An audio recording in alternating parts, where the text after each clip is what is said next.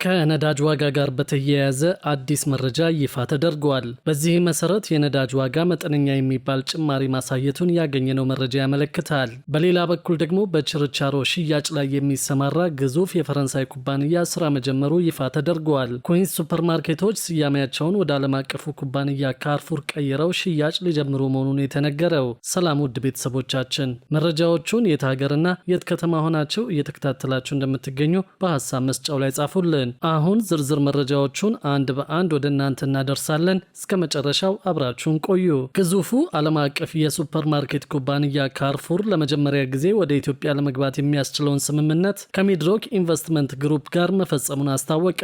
በሁለቱ ተቋማት ስምምነት መሰረት በሚድሮክ የሚተዳደሩት የኩዊንስ ሱፐርማርኬት ቅርንጫፎች በሙሉ ስያሜያቸውንና የንግድ ምልክታቸውን ወደ ካርፉር እንደሚቀይሩ ተገልጿል። ሱፐርማርኬቶችን ጨምሮ በዓለም ዙሪያ ከ12000 በላይ መደብሮች ያሉት የፈረንሳዩ ካርፉር ወደ ኢትዮጵያ ለመግባት የሚያስችለውን ስምምነት መፈጸሙን ያስታወቀው ባወጣው መግለጫው ነው። በዚህም መሰረት ሚድሮክ የሚያስተዳድራቸውን የኩዊንስ ሱፐርማርኬቶችን ስያሜ ሙሉ በሙሉ ወደ ካርፉር እንዲቀየር ያደርጋል። ሚድሮክ የካርፉርን የንግድ ስያሜ፣ ሙያዊ ልምዶችና ምርቶችን ኢትዮጵያ ውስጥ እንደሚያሰራጭ መግለጫው ያስረዳል። የመጀመሪያዎቹ መደብሮች እስከ 2026 የመጀመሪያ አጋማሽ ድረስ የንግድ ስያሜያቸውን እንደሚቀይሩና እስከ ሰኔ 2018 ዓ.ም ባለው ጊዜ ውስጥ ስራ እንደሚጀምሩ አስታውቀዋል። የኢትዮጵያ ኢንቨስትመንት ኮሚሽን ካርፉር ወደ ኢትዮጵያ መምጣቱን አስመልክቶ ባወጣው አጭር መረጃም በ2026 አጋማሽ ጀምሮ የመጀመሪያዎቹ ስያሜያቸውን ወደ ካርፉር የሚቀይሩ ነባር የኩዊንስ ሱፐርማርኬቶች አገልግሎት መስጠት የሚጀምሩ ይሆናል ብለዋል። በግዙፉ ሚድሮክ ስር ከሚገኙ በርካታ ኩባንያዎች መካከል አንዱ የሆነው ኩዊንስ ሱፐርማርኬት የመጀመሪያ መደብሩን የከፈተው ከ8 ዓመታት በፊት በ2010 ዓ.ም እንደነበር ይታወሳል። በአሁኑ ሰዓት ኩዊንስ ሱፐርማርኬት በአዲስ አበባ ከተማ ብቻ 13 ቅርንጫፎች አሉት። የሁለቱ አካላት ስምምነት ያሉትን የኩዊንስ ሱፐርማርኬቶችን ስያሜ ከመቀየር ባሻገር አዲስ ቅርንጫፎችን መክፈትንም እንደሚያካትት የካርፉር የዓለም አቀፍ አጋርነት ዋና ስራ አስፈጻሚ ፓትሪክ ላስፈርጉሰን ተናግረዋል። አሁን ያሉትን 13 ሱቆች በፍጥነት ከመለወጥ ባለፈ የሚድሮክና የካርፉር ኢንተርናሽናል አጋርነት ቡድኖች በሀገሪቱ ያለውን ተግባራት ወደፊት ለማሳደግ እጅና ጓንት ሆነው እየሰሩ ይገኛሉ።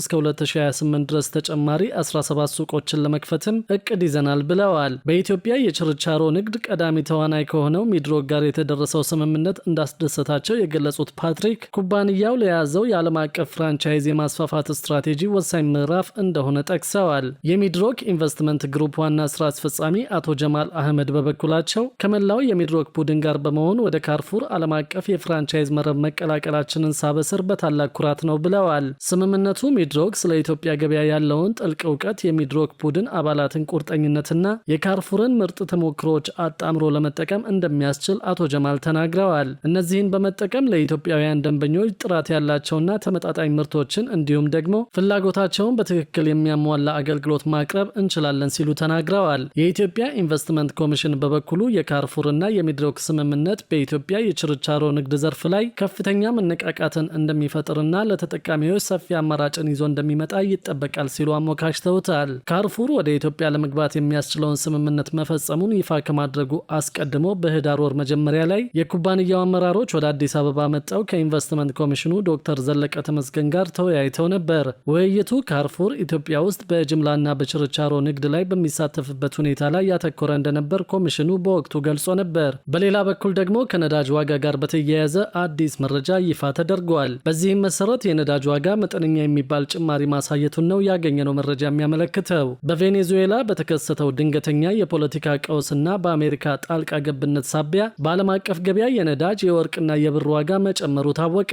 አሜሪካ የቬኔዙዌላውን ፕሬዝዳንት ኒኮላስ ማዱሮን በቁጥጥር ስር ማዋሏን ተከትሎ የዓለም አቀፍ የገበያ ውሎ ከፍተኛ መነቃቃት የታየበት ሆኖ አልፏል። እንደ ዩሮኒውስ ዘገባ ከሆነ ባለሀብቶች በጂኦፖለቲካዊ አለመረጋጋት ወቅት አስተማማኝ ሀብት ነው ብለው የሚያምኑበትን ወርቅ በከፍተኛ ሁኔታ በመግዛታቸው ባለፈው አርብ $4300 የነበረው የአንድ ትሮይ አውንስ ወርቅ ዋጋ ሰኞ ዕለት ወደ $4400 ከፍ ማለቱ ታውቋል። በተመሳሳይ የብር ዋጋ በአንድ አውንስ ከ$70 ወደ $75 ማደጉን የታወቀው። የነዳጅ ዋጋም ቢሆን በቬኔዙዌላ ቀውስ ሳቢያ መጠነኛ ጭማሪ እንዳሳየ ተነግሯል። በለንደን የአክሲዮን ገበያ የወርቅ አምራች ኩባንያዎችና የጦር መሳሪያ አቅራቢ ድርጅቶች አክሲዮኖች ከፍተኛ ተፈላጊነት ማግኘቱም ታውቋል። የኢንቨስትመንት ባለሙያዎች እንደሚሉት ምንም እንኳን የጂኦፖለቲካዊ ውጥረቶች ባለሀብቶችን ቢያሰጉም በአሁኑ ወቅት ሰፊ የገበያ ውድቀት ስጋት እንደሌለ ተመላክቷል። ይሁን እንጂ ባለሀብቶች አሁንም ስጋታቸውን ለመቀነስ እንደ ወርቅ ባሉ አስተማማኝ ንብረቶች ላይ ገንዘባቸውን እያፈሰሱ እንደሚገኝ ተነግረዋል።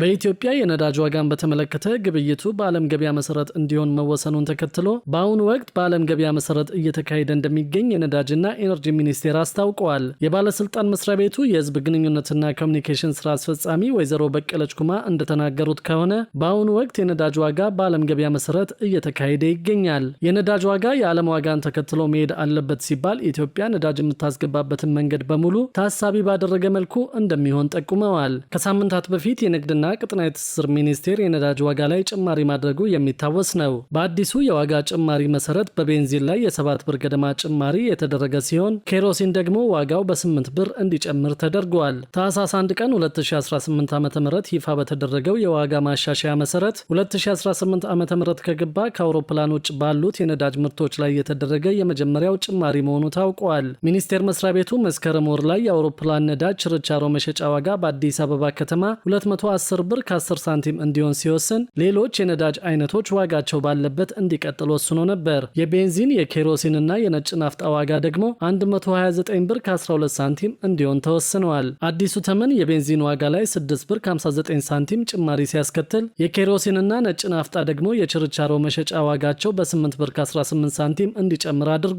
የአውሮፕላን የኬሮሲን እንዲሁም የቀላልና ከባድ ጥቁር ናፍጣ ዋጋ በህዳር ወር ሲሸጥበት በነበረበት ዋጋ እንዲቀጥል እንደተወሰነ ሚኒስቴር መስሪያ ቤቱ ለነዳጅ ኩባንያዎች በላከው ደብዳቤው ላይ አስታውቀዋል። በዚህም መሰረት እንግዲህ የንግድና ቀጠናዊ ትስስር ሚኒስቴር ከታህሳስ 1 ቀን 2018 ዓ.ም ጀምሮ የነዳጅ የችርቻሮ መሸጫ ዋጋ በዚህ መልኩ እንዲቀጥል ውሳኔውን አሳልፈዋል። በሌላ በኩል ደግሞ የቤት ባለቤት ለመሆን ገንዘብ እየቆጠቡ የሚገኙ ዜጎችን ቅድሚያ ታሳቢ ለማድረግ መታቀዱን መንግስት አስታውቀዋል። ለዚህ እንዲረዳም በመዲናዋ የመኖሪያ ቤት እጥረትን ለመቅረፍ በ18 ሳይቶች ላይ ግንባታ እየተካሄደ መሆኑን የደረሰ መረጃ ያመለክታል። በመዲናዋ የመኖሪያ ቤት እጥረትን ለመቅረፍ በ18 ሳይቶች የግንባታ ስራ መጀመሩን የአዲስ አበባ ከተማ ቤቶች ልማትና አስተዳደር ቢሮ ምክትል ኃላፊ ኢንጂነር መኮንን ሚጀና ገልጸዋል። የግንባታ ስራውንም የአዲስ አበባ ከተማ ቤቶች ልማትና አስተዳደር ቢሮና የቤቶች ልማት ኮርፖሬሽን በጋራ በመሆን በይፋ ማስጀመራቸውን ኢንጂነር መኮንን ሚጀና ተናግረዋል። ሳይቶቹ ባለፉት 6 ወራት ግንባታ መጀመራቸውን የገለጹት ምክትል ቢሮ ኃላፊው አሁን ላይ አፈጻጸማቸው ባልተለመደ ሁኔታ ባለ 9 ወለል ላይ የደረሱ ግንባታዎች መኖራቸውን ገልጸዋል።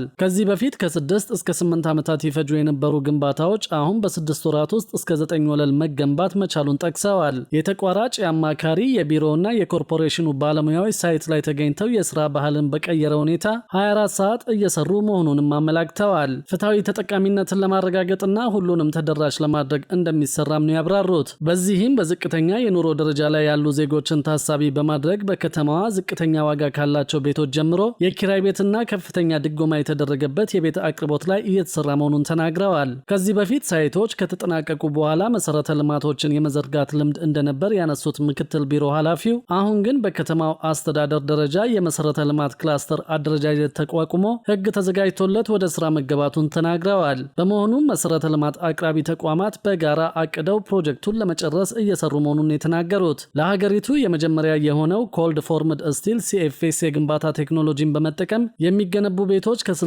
እስከ 70 በመቶ የግንባታ ግብዓት ወጪን እንደሚቀንስ የአዲስ አበባ ቤቶች ልማት ኮርፖሬሽን ጨምሮ አስታውቋል። የኮርፖሬሽኑ ዋና ዳይሬክተር ኢንጂነር ቶማስ ደበሌ በመዲናዋ የሚከናወነውን የቤቶች ግንባታ አስመልክቶ እንደተናገሩት አዲሱን ቴክኖሎጂ በመጠቀም የሚገነቡ ቤቶች ከ60 እስከ 70 በመቶ የግንባታ ወጪን እንደሚቀንስ ተናግረዋል። በመዲናዋ የቤት ልማት ፕሮግራም ረዥም ዕድሜ ቢኖረውም በመፍጠርና መፍጠን ባለመመራቱ ምክንያት ከተማ አስተዳደሩ ለበርካታ ዕዳ ተዳርጎ እንደነበር አይዘነጋም ሲሉ ዋና ዳይሬክተሩ ገልጸዋል። ከተማ አስተዳደሩ ይህንን ታሪክ ለመቀየርና አሻሽሎ ለመስራት የስራ ባህልን ማሻሻልና ማሳደግ እንዲሁም ደግሞ አዳዲስ የቤት ልማት ቴክኖሎጂዎችን ወደ ሀገር ቤት በማስገባት ላይ እንደሚገኝም ታውቋል። ለዚህም ከተያዘው ዓመት ጀምሮ በመዲናዋ 100,000 ቤቶችን ለመገንባት ታቅዶ ዘርፈ ብዙ እንቅስቃሴዎች እየተደረጉ እንደሚገኝ ዋና ዳይሬክተሩ ገልጸዋል። በዚህ የቤት ልማት ፕሮጀክት ቀደም ሲል የቤት ባለቤት ለመሆን ገንዘብ ሲቆጥቡ የነበሩ ዜጎችን ቅድሚያ ታሳቢ ለማድረግ መታቀዱም ነው የታወቀው። 100,000 ቤቶችን ለመገንባት ሲታሰብ 50,000ን በመንግስትና በግለሰቦች አጋርነት እንዲሁም ቀሪውን 50,000 በመንግስት አቅም ለመገንባት አስፈላጊ የሚባሉ የቴክኖሎጂ ስራዎች መሰራታቸው ታውቋል። የዲዛይንና የፋይናንስ ስራዎችን በራስ አቅምና ሌሎች አማራጮችን በመጠቀም ግንባታውን ለማከናወን ዝግጅት መደረጉን አመላክተዋል። በተጨማሪም መፍጠንና መፍጠርን ታሳቢ ያደረገ የከተማ ልማት እንቅስቃሴን ከግብ ለማድረስ ግንባታውን በቴክኖሎጂ የማገዝ ስራ በስፋት እየተከናወነ ይገኛል። ቴክኖሎጂው በዓለም ደረጃ በርካታ ሀገሮች ሲጠቀሙበት የነበረ ቢሆንም በኢትዮጵያ ለየት የሚያደርገው ጥቅም ላይ የዋለው ለመጀመሪያ ጊዜ መሆኑ ታውቋል።